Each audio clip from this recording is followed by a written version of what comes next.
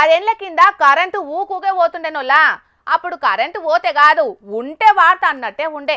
గా జమానాల solar లైట్లకు current నిల్వ చేసే బ్యాటరీలకు బగ్గ గిరాకు ఉండేది. అప్పుడు కరెంటు ఎప్పుడొత్తదో కరెంటోళ్ళకే తెలియదని దున్యాకు తెలిసేటట్టు ఇచ్చంత్రాల నిరసనలు చేస్తుండే. వైర్ల మీద బట్టలు ఎండేస్తుండే, దీపాల ఎలుగుల డ్యూటీ చేసుడు, ఫ్యాన్లను కట్టెలతోటి తిప్పుడు, రోడెక్కి జంగు చేసుడు, ఆడాడ సర్కారులతోటి చిన్నపాటి యుద్ధమే చేసేటోళ్ళు ప్రతిపక్షపోళ్ళు. ఇసొంటి నిరసనలన్నీ చిన్న పుచ్చుకునేటట్టే చేసిండు గీడొగ ఎమ్మెల్యే సాబు. మారాయన ఏం చేసిండో మీ కళ్ళతోటి మీరే చూడుండ్రోలా. అధికార పక్ష పొలను ప్రతిపక్ష పొల్లు అసెంబ్లీల ప్రశ్నల వరద వారిచి ఏసీ రూమ్లలో చెమటలు పట్టించుడు, నియోజకవర్గంలో అధికారులను ఆర్డర్లేసుకుంటూ ఆగం పట్టించుడు శానా కామనే గాని అందరికంటే వెరైటీగా ఆలోచన చేసిండు గీ ఎమ్మెల్యే సాబు. గీ స్తంభాల మీదకెక్కి ఏదో చేస్తున్నాడు చూడుర్రి. గీన పేరే వీరేంద్ర. ఈయన ఉత్తరాఖండ్ రాష్ట్రం హరిద్వార జిల్లా జబ్రేరా నియోజకవర్గంలో కాంగ్రెస్ పార్టీకెంచి గెలిచిన ఎమ్మెల్యే. ఇక అటు దిక్కు ఊకూకే కరెంటు పోతున్నదట. ఎప్పుడు పడితే అప్పుడు చెప్పకుండా చేయకుండా కరెంటు తీసేస్తున్నారట.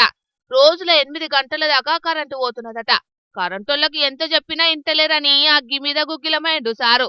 గింత కథ చేస్తారా? నా మాటనే లెక్క చేయరా? పబ్లిక్ గోసపడుతున్నా కండ్లకు గానొత్తలేదా అని సీదా సారే రంగంలకు దిగిండు.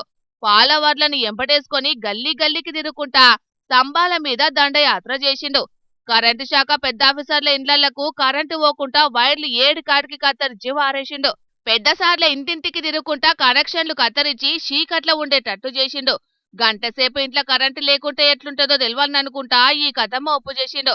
ఇక ఎంబటే పెద్ద ఆఫీసర్లు టానాకి పోయి ఎమ్మెల్యే సాబ్ మీద ఫిర్యాదైండ్రట. అడ్డగోలుగా వైర్లు కత్తరించిండ్రు. ఏమన్నైతే ఎవరిది రెస్పాన్సిబిలిటీ అనుకుంటా కంప్లైంట్ పెడితే కేసు రాసిండ్రట అక్కడి పోలీసులు.